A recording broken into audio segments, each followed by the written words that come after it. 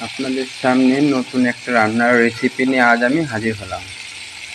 Guys, আমি মোহাম্মদ রমজান আলী। আজ আপনাদের যে রান্নাটা দেখাবো সেটা হচ্ছে ধনিয়ার পাতা দিয়ে টমেটো, ধনিয়ার পাতা,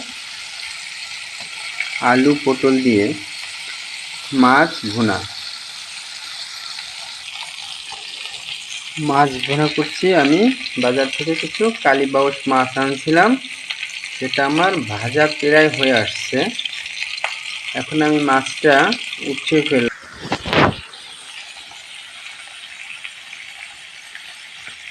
এখন আমি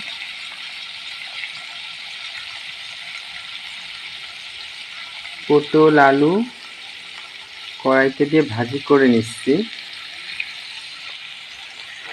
দেখেন কিভাবে আমি এটা ঢাকনা দিয়ে ঢেকে দিচ্ছি।